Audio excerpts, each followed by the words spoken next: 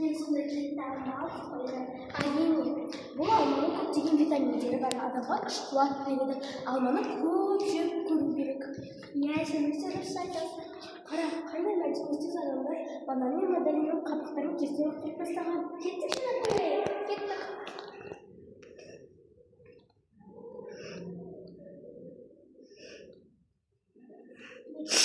Аяз, не істейміз?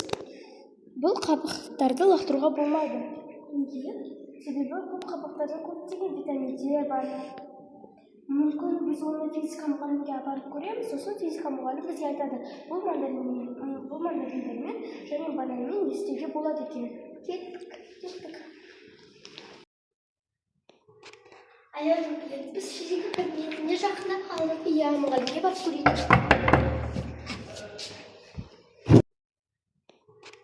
Аяз, біз физика кабинетіне жақындап қалдық. Иә, мұғалімге барып көрейік.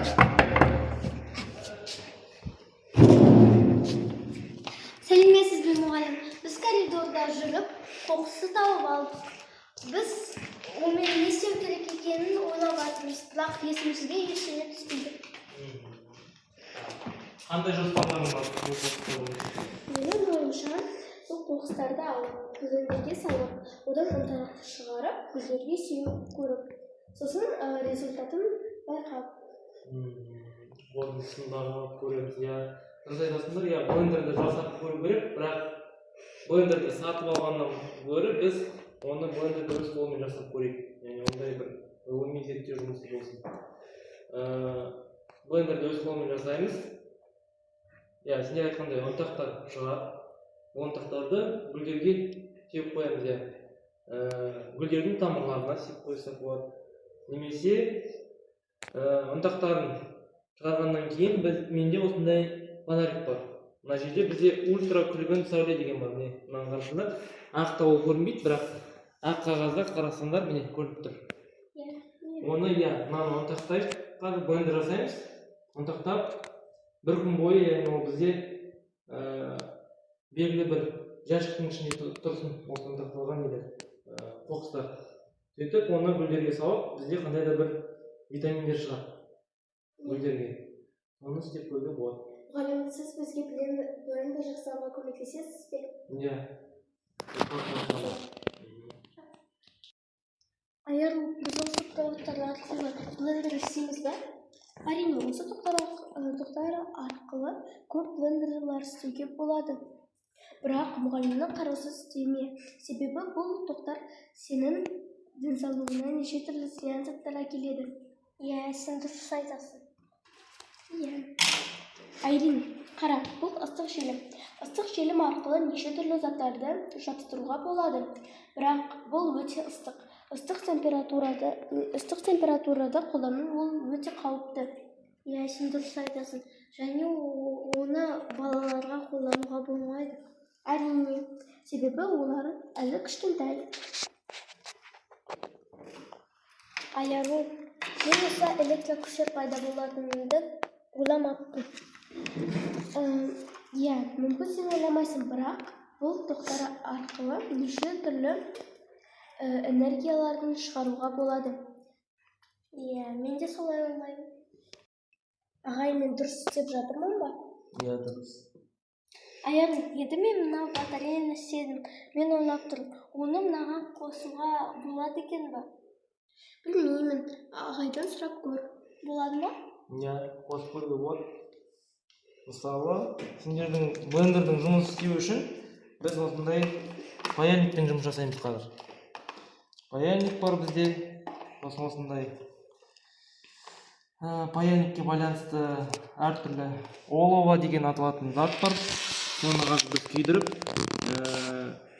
нелерді біріктіреміз, өткізгіштерді. Сол арқылы біз ток жүргіземіз.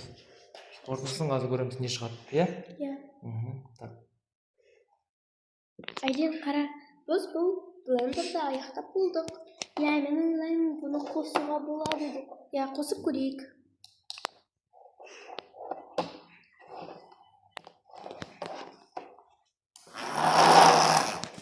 Мәссаған деген көп күш. Иә. Немесе қоқысты салып көрейік. Я бірақ мұғалімге көрсетуді ұмытпайық. Мұғалім, міне біз бұл блендерді аяқтап болдық. Тіпті жақсы. Енді қоқыстар салып көрейік. Жақсы. Енді қосып көп.